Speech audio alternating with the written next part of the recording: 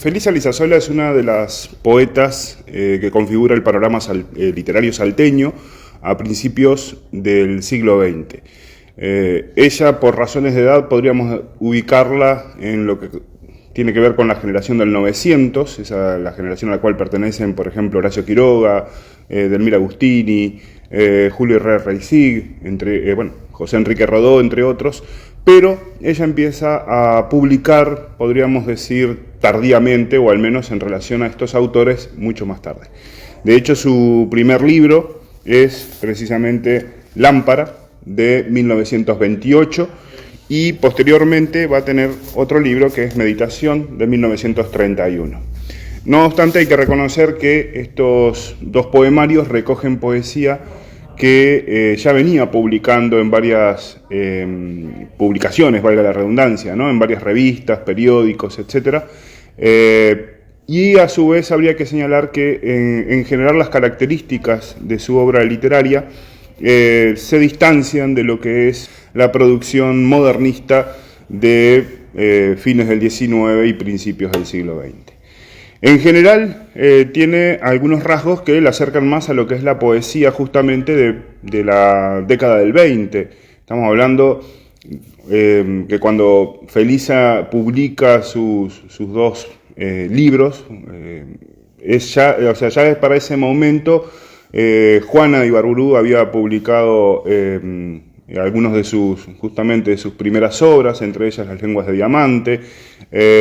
También es cierto que es el momento en el cual empiezan a publicar autores como Carlos Sabater Casti, Pedro Leandro Ipuche, es decir, es la época del posmodernismo y a su vez del nativismo.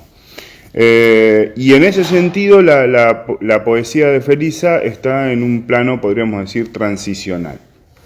También es cierto que este tipo de poesía, no solo la de Felisa, claro está, coincide con un momento que los historiadores, por ejemplo Benjamín Nahum, definen como la época de la política de compromiso, es decir, después de las reformas vallistas y antes de la década del 30, es decir, antes del golpe de Estado de Terra.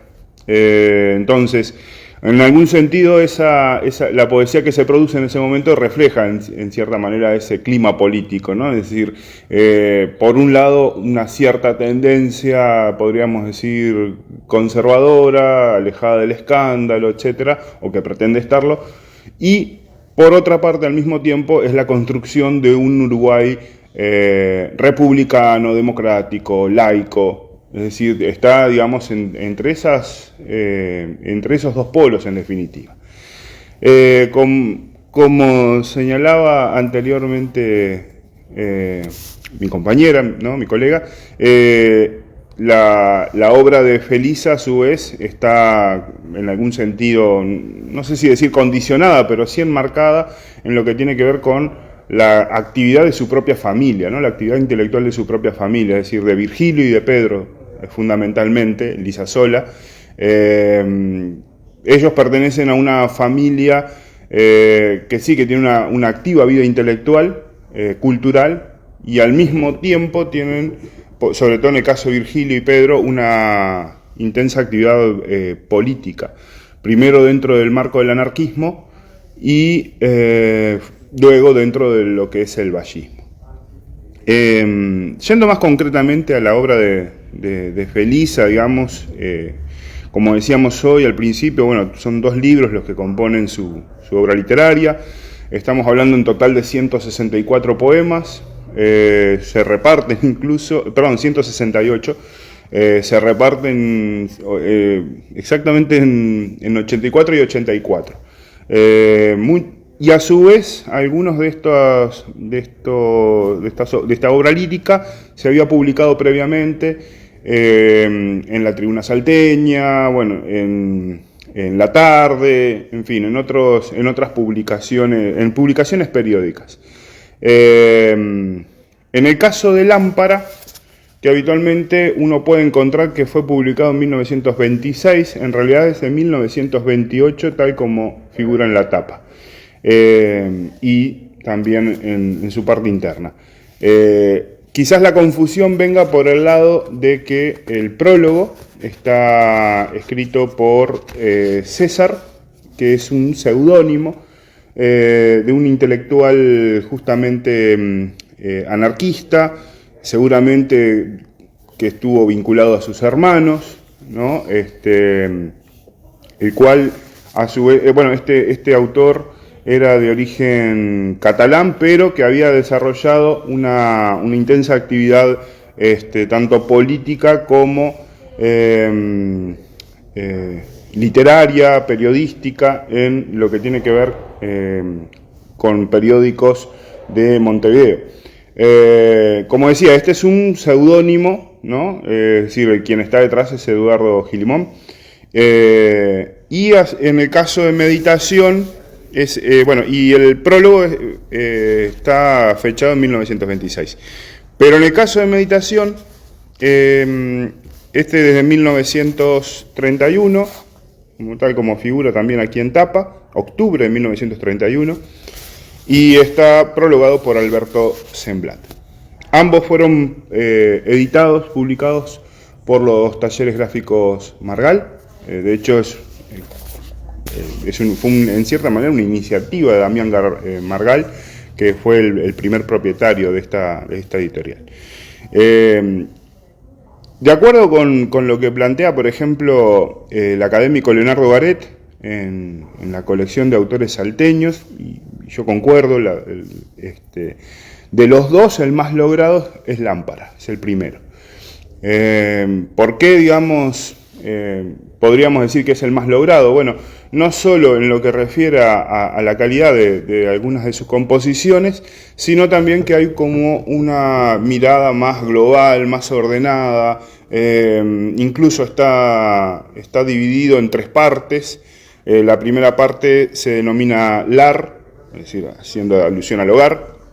La segunda parte es Ternuras y la tercera Cambiantes. Ternura, perdón, y Cambiantes. Y luego, en el caso de Meditación, es simplemente un agregado de 84 poemas, como decía.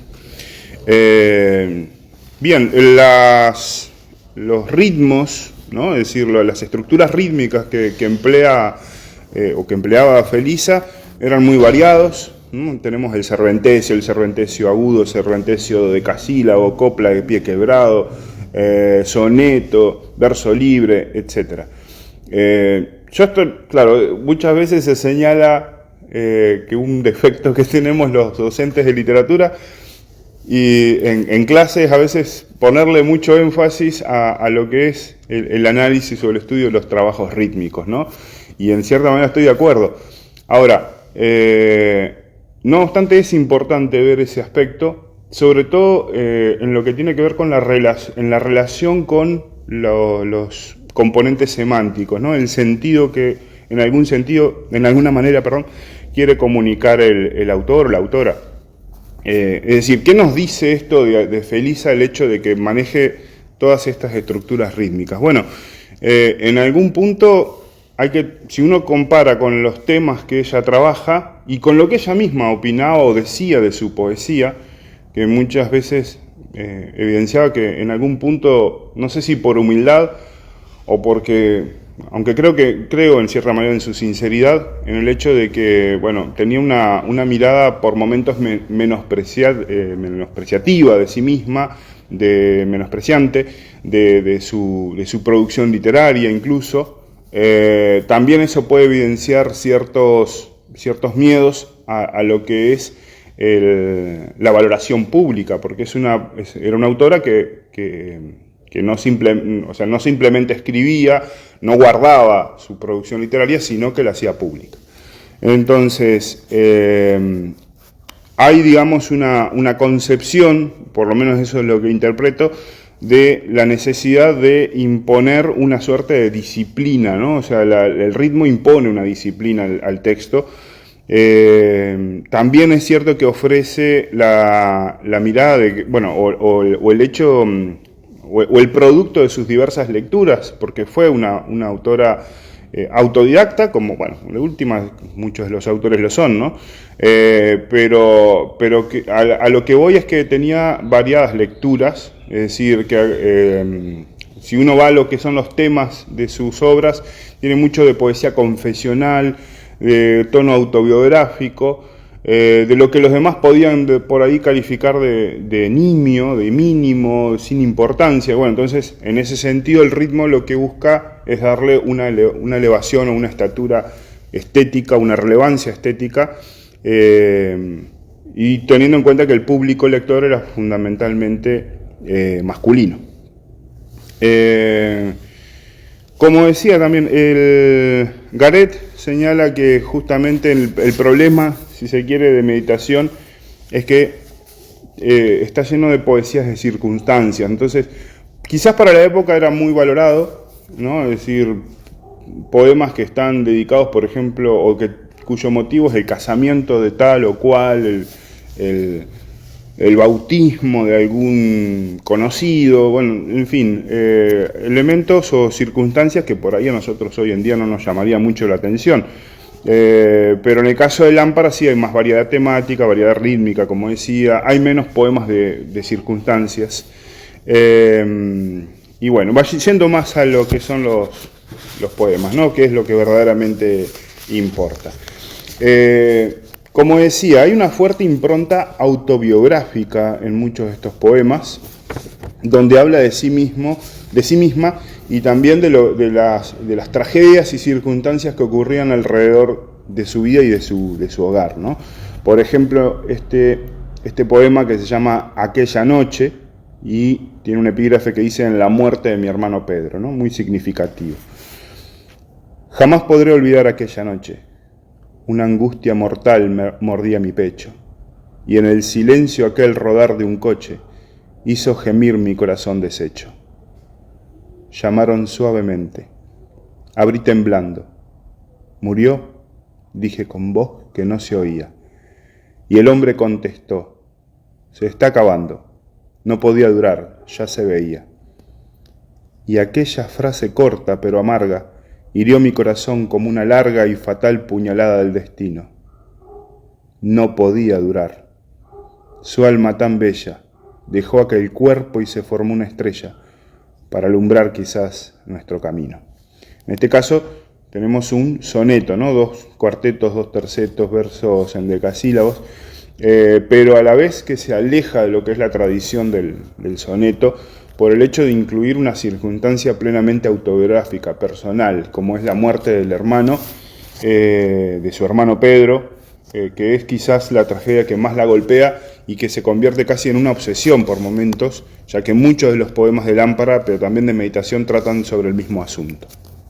Hay una conciencia incluso del paisaje circundante del hogar. Eso sí, a mí por lo menos me parece interesante, porque en lo que no solo me es personal, sino también en lo que muchos críticos consideran, ¿no? O sea, el paisaje realmente empieza a aparecer cuando lo escribimos, ¿no? Es decir, no está camuflado, o sea, por momentos sí es cierto que habla en algunos poemas trata de un paisaje, podríamos decir, literario, general, es decir, hablar de colinas, ¿no? Digamos que las podemos encontrar en definitiva en cualquier parte del mundo. Pero ya cuando habla, por ejemplo, en el poema El arroyo, ¿no? Pienso en ese poema que dice: ¿cómo eras de blanco, arroyuelo mío? ¿Cómo eras de blanco, de suave y de frío? En la edad aquella, ahora tan lejana, pasabas cantando junto a mi ventana. Era transparente tu suave corriente. Se veía en tu fondo, como en un espejo, andar lentamente los negros cangrejos, y en algunas partes eras tan delgado que de un solo paso se iba al otro lado. Bueno, en general lo que está hablando en este punto es justamente el arroyo que pasaba en el fondo de su casa, es decir, estamos hablando concretamente del arroyo Sauzal. Entonces va apareciendo el paisaje salteño justamente dentro de su poesía, ¿no? Pero en general el topos, es decir, el lugar, el paisaje literario que domina es el del hogar. Leo, por ejemplo, el Rosario, ¿no? O sea, cuando digo el hogar, son también, como decías antes, sus vivencias. Dice, ¿te acuerdas, hermana, de aquel gran rosario de cuentas oscuras, color de avellana, que en casa guardaban en el viejo armario, en un cofrecito forrado de pana? Era aquel rosario una obra maestra, tallado con arte en madera dura, cual si aquel trabajo fuera alguna muestra de un amor muy hondo, de una fe muy pura. También lo veía ya en nuestra infancia, colgado en los brazos de aquel crucifijo que trajo mi madre de su vieja Francia y que ella cuidaba con mano prolija. En general lo que vemos no es, digamos, es una circunstancia concentrada en un elemento que a su vez dispara una serie de recuerdos. Está presente también lo que es la fe católica, ¿no? Algo que también vemos en muchos poemas, de muchos poetas de la época, como el caso, por ejemplo, de Emilio Oribe.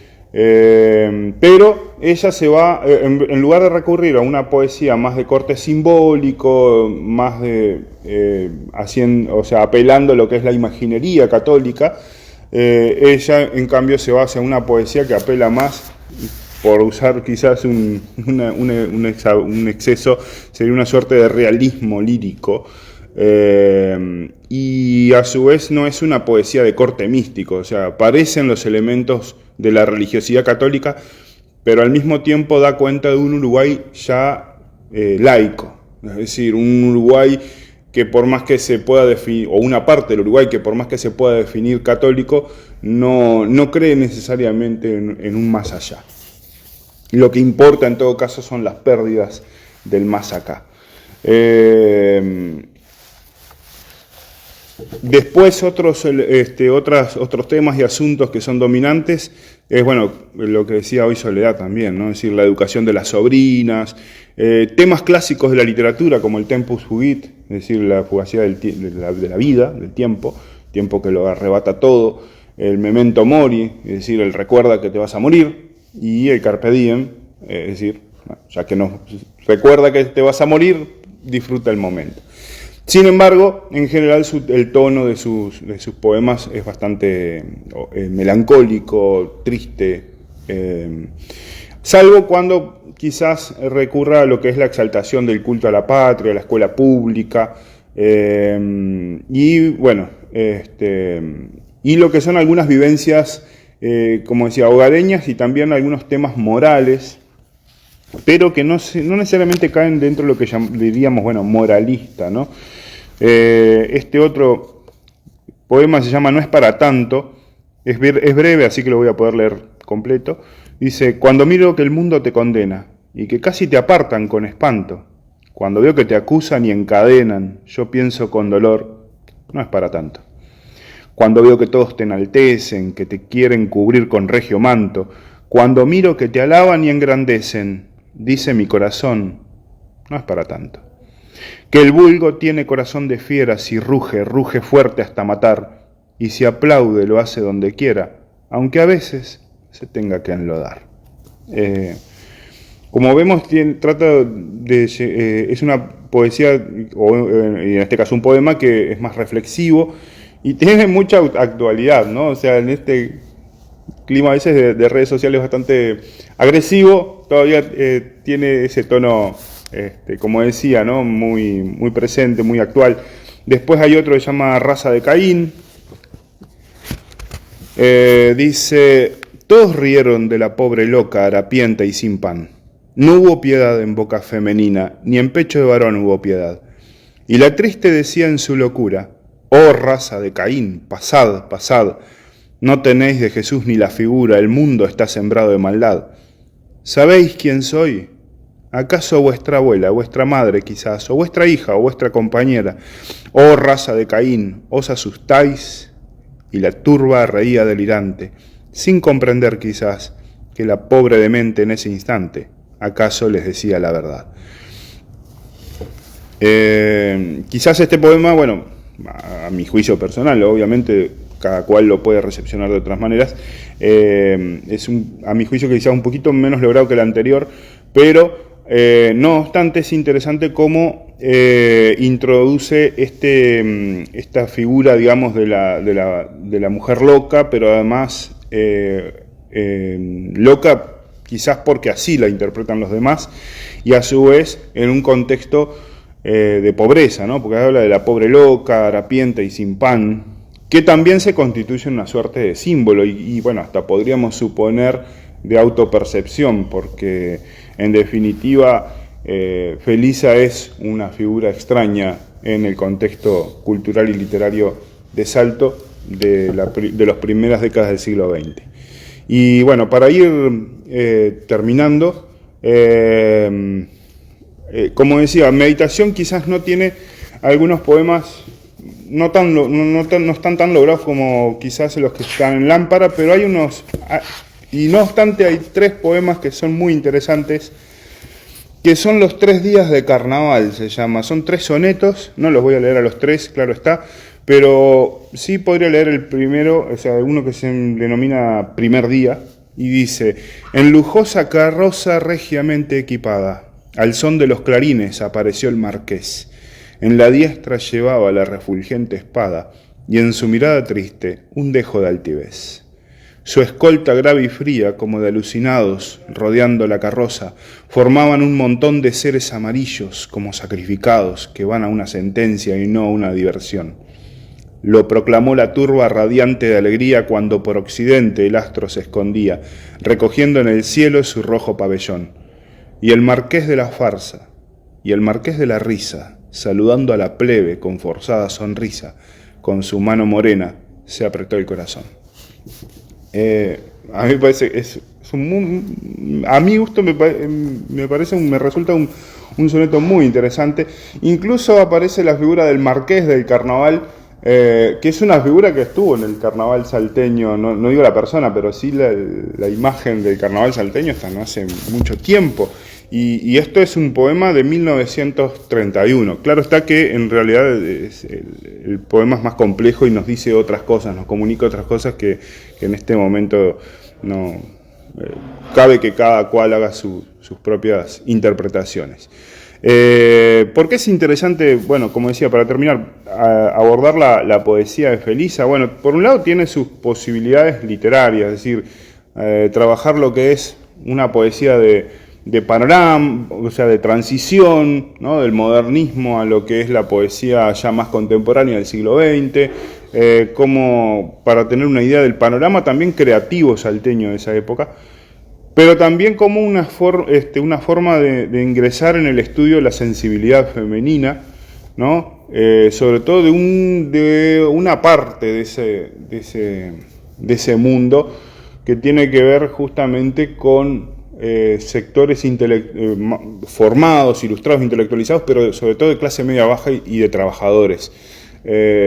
Habitualmente se asume, se entiende la intelectualidad, claro está, desde el punto de vista de lo que podríamos llamar la burguesía, ¿no? Que no necesariamente tiene que ser empresarios, pero sino más bien sectores de clase media, pero formada, que cursan profesiones liberales, y sin embargo acá estamos frente a una mujer autodidacta, sí, pero muy lectora. Lo de autodidacta no la desmerece, al contrario, sino que es parte de su lucha justamente por haberse formado y por haber intentado desarrollar su parte creativa, que ella la veía como muy auténtica, a pesar de que a veces la menospreciara, y en un contexto, como decía hoy, dominado por varones y que le exigen y le imponen en algún sentido a ella como autora trabajar determinados temas y enfocarse en determinados asuntos de la vida. Es decir, la literatura no necesariamente la vista como una actividad propia de mujeres, pero bueno, ella no obstante va a crear estos 2 libros, cosa que no era frecuente tampoco. Hay muchos autores que pasaron por esa época y no publicaron ni siquiera un poemario. Y bueno, ella sí se esforzó por hacerlo, pero además porque tuvo el apoyo de algunos que pudieron valorarla como intelectual.